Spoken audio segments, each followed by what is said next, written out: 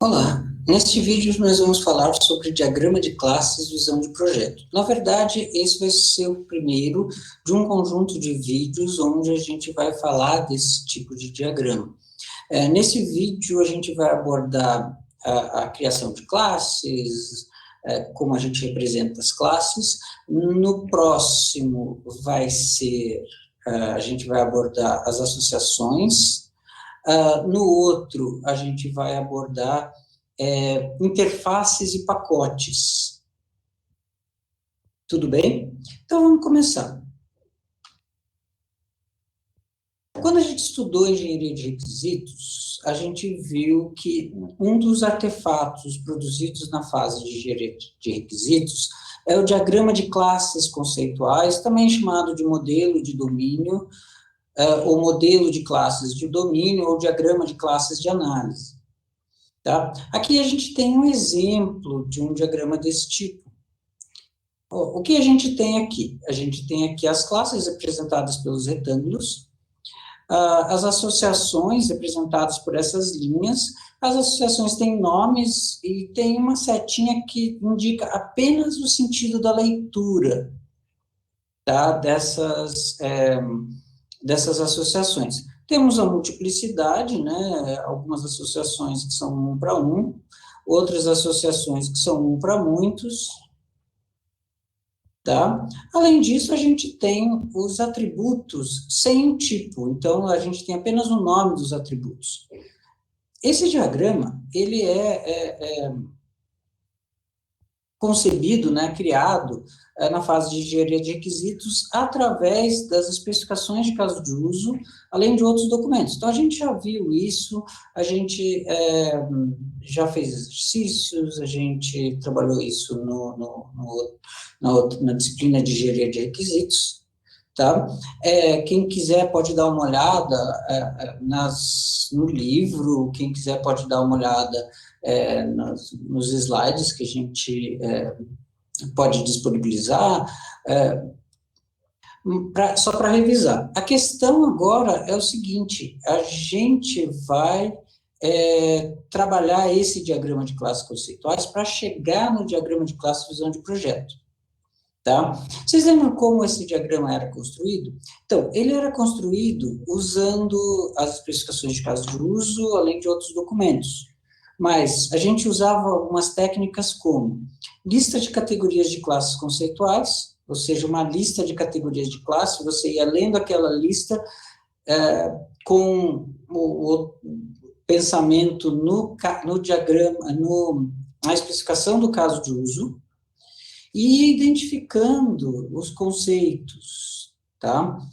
Você podia usar também a técnica de frases nominais para identificar os conceitos importantes, os substantivos e locuções substantivas importantes na especificação de caso de uso, para ver se ela se tornava uma classe, né, uma classe conceitual, ou um atributo.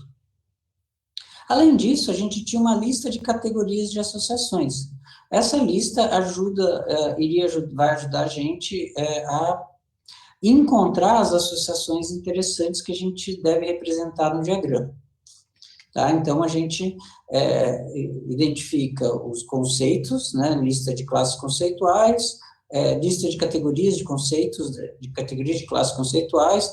Além disso, a gente identifica, através da lista de associações, as principais associações, e a gente consegue fazer esse diagrama. Tá? O que é representado lá? Classes conceituais, aqui um exemplo de classe conceitual. Associações, aqui um exemplo de associação. E os atributos que são representados aqui. A classe, nesse diagrama de classes conceituais, ela tem só dois compartimentos. A identificação e o compartimento de atributos. Tá? Para que são usados os diagramas de classes conceituais? Primeira coisa, o diagrama de classe de classes conceituais, é usado para elaboração dos contratos de operação, ou seja, a gente vai identificar as pós-condições através do diagrama de classes conceituais. Então, um item de venda foi criado, está aqui. porque a gente sabe que vai ter uma classe item de venda. Tá? Senão a gente não conseguiria dizer isso, não seria um chute. Além disso, a gente diz que o item de venda é associado à venda. Então, aqui a gente vê a associação de item de venda com venda, tá? É usado e a gente deve seguir esse diagrama para fazer esse contrato de operação, tá? E daí o item de venda foi associado a um produto com base no seu identificador. Então, ó, o item de venda, opa, associado ao produto. Tudo bem? E com isso, a gente consegue criar o diagrama de iteração. Então, a gente inicia a criação do diagrama de iteração. A gente vai ver depois que, para construir o diagrama de iteração inteiro, a gente vai acrescentando coisas nesse diagrama, que são os métodos, né? E, às vezes, uma ou outra classe, até que não, a gente não estava prevendo, mas a gente coloca para fazer o diagrama funcionar. A gente cria essas classes. E daí a gente vai ver depois que a gente vai adicionando isso no nosso diagrama de classe visão de projeto, tá? Mais tarde. Tudo bem? Os diagramas de classe e visão de projeto, eles são um detalhamento dos diagramas de classe conceituais, tá? Enquanto os diagramas de classe conceituais, eles representam as classes do domínio de aplicação, seus atributos e as suas associações, os diagramas de classe, eles vão representar muito mais coisas. Eles vão representar todas as classes do sistema, os atributos, todos os atributos, todas as operações, todas as associações, além dos tipos de atributos, dos tipos de retorno das operações, dos tipos dos parâmetros de entrada das associações, as dependências, os pacotes, as visibilidades, as interfaces, tá? Coisas como herança, e entre outros, agregações, entre outros. Ou seja, todo o detalhamento necessário para a implementação desse projeto. Tá? Então, os atributos a gente viu mais detalhadamente quando a gente viu o diagrama de classes conceituais. A operação, não. Então, a operação é uma das responsabilidades que uma classe deve prover para as outras classes do sistema, tá? E vai definir o comportamento dos objetos daquela classe, tá? Então, essas responsabilidades, elas vão virar operações, e essas operações vão ser registradas no diagrama de classes visão de projeto, tá? Não necessariamente um para um, então, às vezes, a gente tem uma responsabilidade que vai ser mapeada em 3 ou 4 operações, às vezes, uma operação vem de 2 ou 3 responsabilidades juntas, tá? Por exemplo, buscar informação no banco de dados, por exemplo, calcular preço. Tá? É um serviço que pode ser requisitado por um objeto para obter um dado comportamento. Tá? Isso a gente viu já quando a gente começou a falar de comportamento de classes, de responsabilidade de classes, de diagrama de classe, de diagramas de interação, quando a gente faz os diagramas de interação. Tudo bem? No diagrama de classes, visão de projeto, uma classe é apresentada por um triângulo com 3 compartimentos. O primeiro compartimento é a identificação. O segundo compartimento são os atributos. E o terceiro compartimento são as operações. Tá? No compartimento de identificação, a gente vai ter o nome da classe, de uma possível superclasse, nome de pacote, se a classe é abstract, se a classe é final, coisas desse tipo, tá? Então, aqui a gente vai ter isso, até mesmo no estereótipo da classe, se ela é limite, se ela é controle, se ela é entidade. Tudo bem? No comportamento dos atributos, a gente vai ter os atributos, daí o tipo do atributo, o tipo da a restrição de visibilidade, que é esse mais o cerquinha, que é o mais, né? Os menos, o cerquinha, e tem o tio, tá? A gente tem o seguinte, que o mais, ele representa um conceito, um atributo ou método público. Ou seja, todas as classes do sistema podem ver esse método, por exemplo, esse membro público da classe, tá? O menos quer dizer privado. Privado, só a própria classe pode enxergar, nem a subclasse não pode enxergar um membro privado. Tá? Isso é parecido com o que a gente já viu lá em Java. Tá? A cerquinha, ou a sustenido, ou qualquer que seja o jeito que você chama esse sinal, ele significa que é um membro protegido. Protegido significa o seguinte, que você tem a visibilidade, que quem pode ver são as subclasses e as classes do pacote. Tá? As subclasses e classes do pacote podem ver os membros protegidos. Além disso, a gente tem a visibilidade só de pacote. Tá? Quando você não põe nada, ou quando você põe um tiozinho, você tem a visibilidade apenas do pacote. Isso serve tanto para atributos quanto para operações ou métodos. Tudo bem? Além disso, a gente pode ter o valor inicial, então eu posso ter nome recebe recebe João aqui, por exemplo, coisas desse tipo, tá? Preço recebe 0, valores iniciais. Além disso, a gente pode ter uma variável que seja um atributo que seja estático, ou um atributo que seja static final, tá? O static, ele tem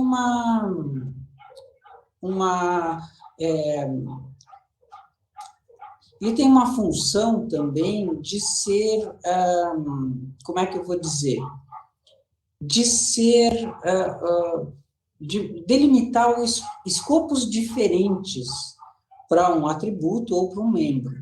Quando um membro é static, e aí a UML segue a notação de Java, quando um membro é static, esse membro, ele é um membro que tem o escopo da classe.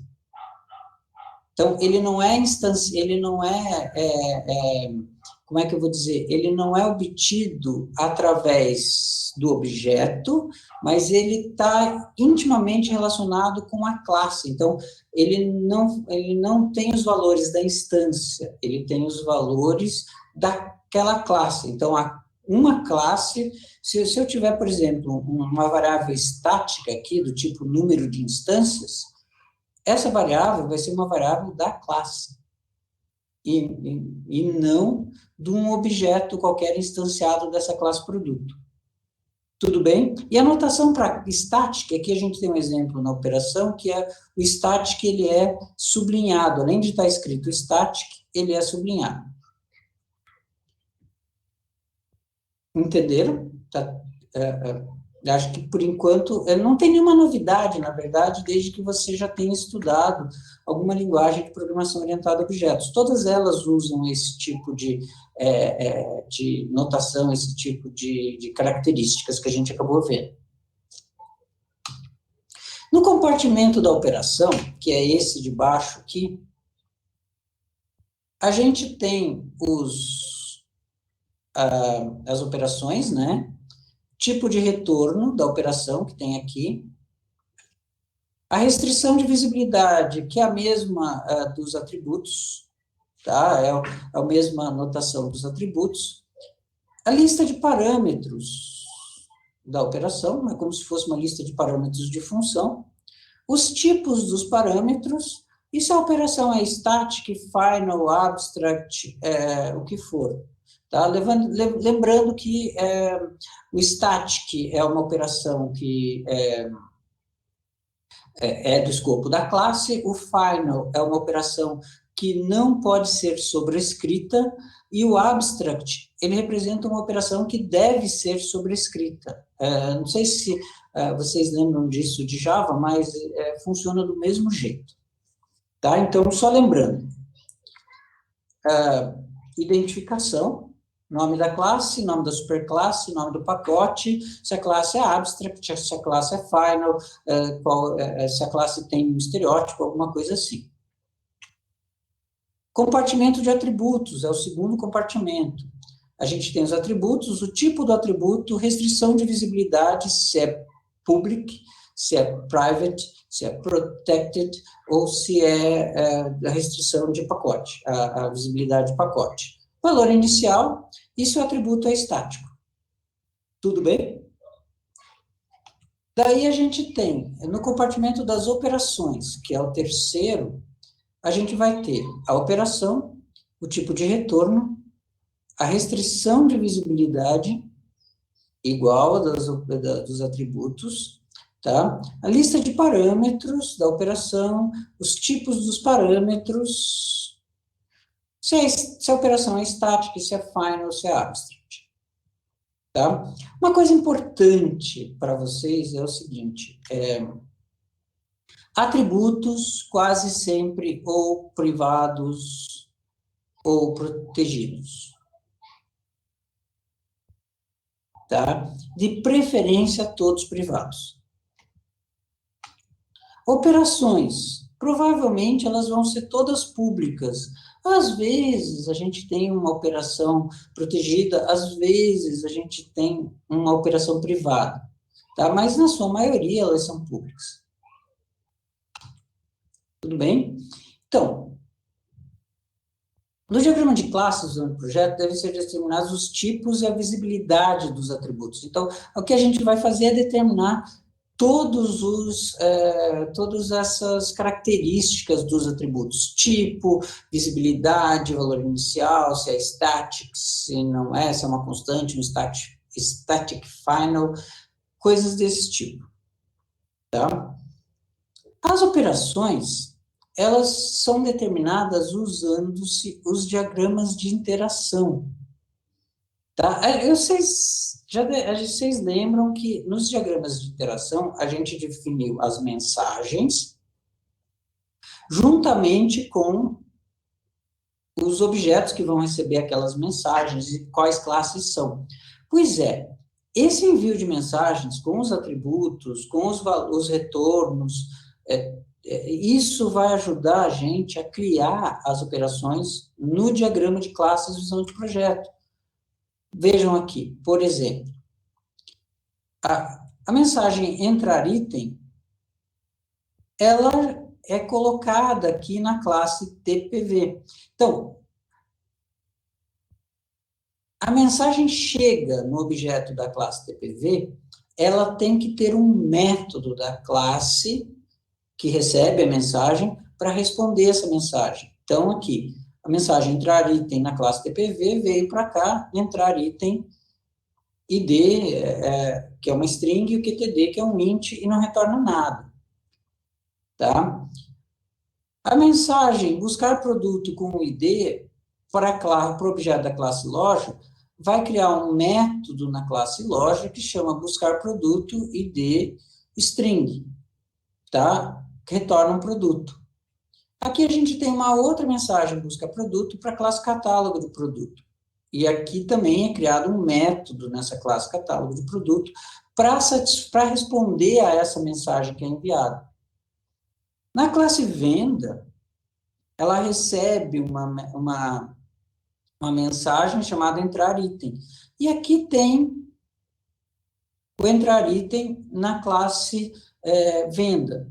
que passa um objeto produto e uma quantidade. Então, esses dois diagramas, eles vão sendo criados em conjunto, ou seja, cada vez que você faz um diagrama de sequência ou de comunicação, ou seja, um diagrama de interação, você está atualizando o diagrama de classes, você está completando o diagrama de classes. Tudo bem?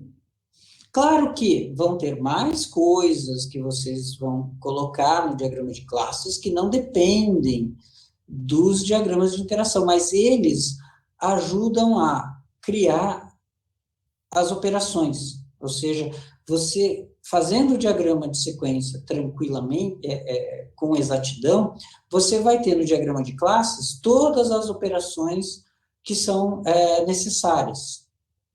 Tudo bem? Você não vai precisar de outras operações, provavelmente. Tá?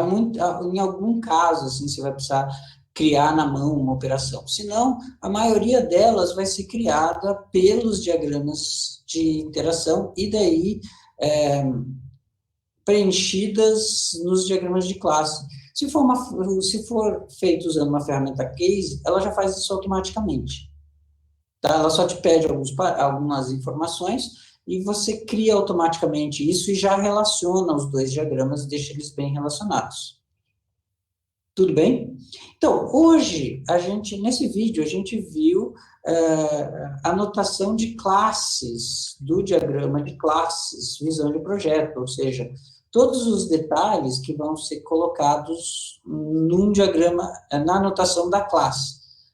São 3 compartimentos, o primeiro da identificação, o segundo dos atributos, o terceiro dos métodos. Então, identificação, atributos e métodos, operações. Tá? Todos eles com os detalhes dessas operações. Entenderam? Bom, no próximo vídeo, a gente vai falar sobre associações e a gente vai ter mais uma quantidade razoável de detalhamento do diagrama de classes de visão de projeto. Bom, espero que vocês tenham gostado desse vídeo. Muito obrigado. Qualquer coisa, qualquer dúvida, é só entrar em contato. Obrigado.